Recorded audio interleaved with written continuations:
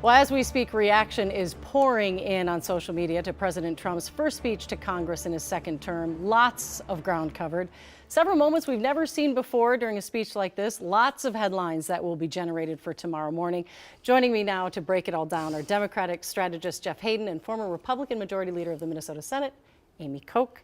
And I have to say thank you so much for coming in this weather. Yes, I didn't know if you'd show, but man, you love politics and I love politics, and I'm glad you're here. Yes, Let's just start off with a quick letter grade, and I'm going to start with you, Amy. What grade would you give this speech tonight for President Trump?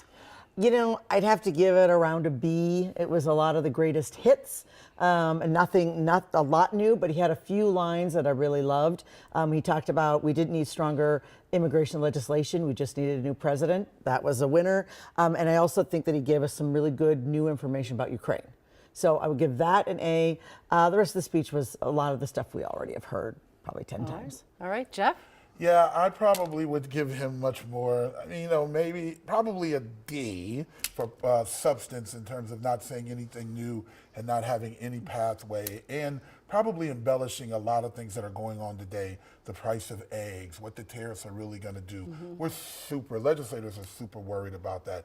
Now, if it was just on if this was a WWE kind of thing, it was the greatest ever. He's good at theatrics. And he was like, Jesse the Body Yeah. Ventura kind of speech, then, he probably, if people like that, then he probably did well. But it was really short on substance in terms of moving. Sworn a new Secret Service agent tonight. An honorary Secret Service agent told someone you've been admitted to West Point. I mean, there were some moments. There were some Oprah moments. So good at the theater of it all. Yeah. And embracing a couple things that do pull very highly with American people as far as securing the border.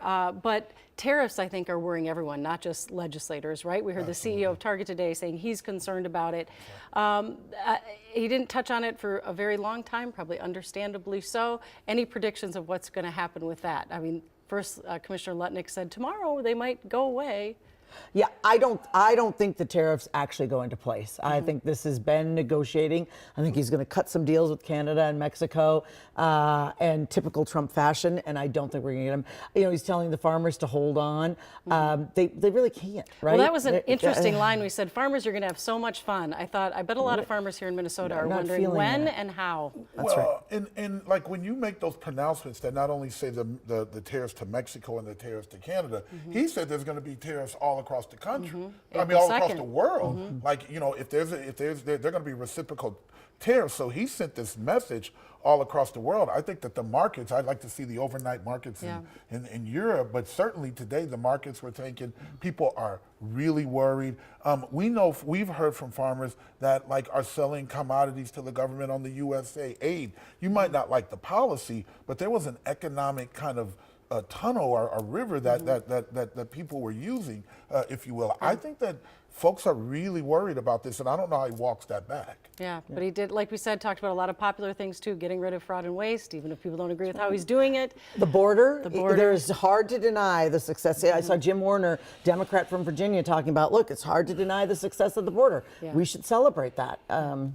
Well, here's the other issue, though, is that people say, so you want to secure the border, but the Minnesota Chamber of Commerce just came out, that is not really a left-leaning group, that said that the growth in our economy was through immigrants, and that they're really worried about that if they don't have more immigrants, that this region can't grow. That's from the Minnesota Chamber of Commerce. Legally, but that's not about letting people over the border illegally. That's about legal immigration, and let's get some reform going, which we can't do until we know the border. But if you tie in the $5 million per person, that's not the workers that they're talking about at the chamber.